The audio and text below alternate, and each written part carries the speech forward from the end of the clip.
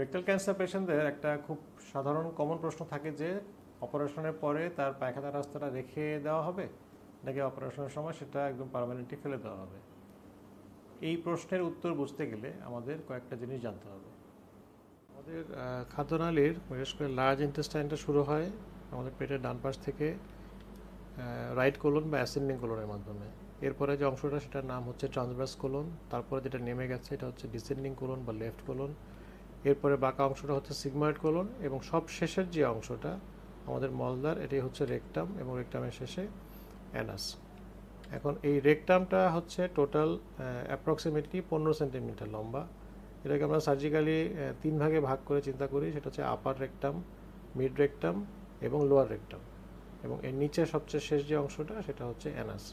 এখন এই lower rectum এবং অ্যানাসের চারপাশে মাংসের মতো আমাদের স্ফিংটার থাকে, যে স্ফিংটারের মাধ্যমে আমরা আমাদের মলদ্বারটাকে বন্ধ করে রাখতে পারি, পায়খানা ধরে রাখতে পারি। যদি উপরের রেকটামে ক্যান্সার হয় সেটাকে আমরা আপার রেকটাল ক্যান্সার বলি, মাঝখান হলে সেটাকে মিড রেকটাল ক্যান্সার, এবং একদম নিচের অংশটাতে হলে সেটাকে আমরা লোয়ার রেকটাল ক্যান্সার বা অনেক ক্ষেত্রে অ্যানোরেকটাল ক্যান্সারও বলে থাকি। এখন সার্জারির পার্থক্যটা কি হয়?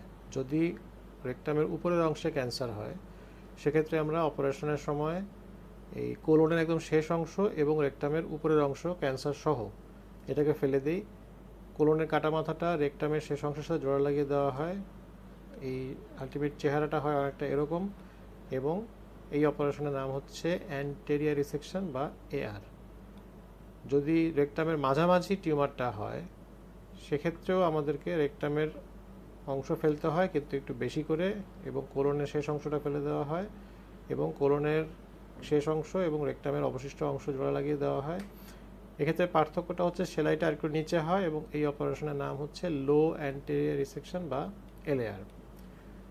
আর যদি একদম রেকটামের শেষ অংশে ক্যান্সারটা হয় সেক্ষেত্রে দেখা যায় যে ক্যান্সার এবং আমাদের স্ফিংটারের মধ্যে নর্মাল টিস্যু তেমন থাকে না, ক্লিয়ার মার্জিন পাওয়া যায় না, অথবা অনেক ক্ষেত্রেই ক্যান্সারটা আমাদের স্ফিংটারকে ইনভলভ করতে পারে।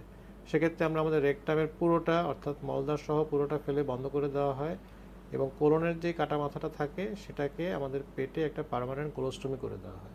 এই অপারেশনের নাম হচ্ছে এপিইআর বা অ্যাবডোমিনো পেরিনিয়াল এক্সিশন অফ রেকটাম।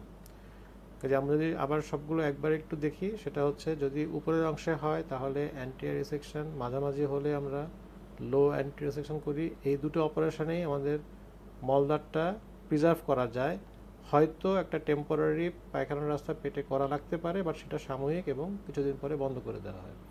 কিন্তু যদি একদম নিচে ক্যান্সার হয়, যেখানে স্ফিংটারটাকে ক্যান্সার ফ্রিভাবে সেভ করার কোনো সুযোগ থাকে না, তখন আমরা এপিআর করে দিই, এবং এক্ষেত্রে আমাদেরকে একটা পার্মানেন্ট পায়খানার রাস্তা বা পার্মানেন্ট কোলোস্টমি ব্যাগ করে দিতে হয়।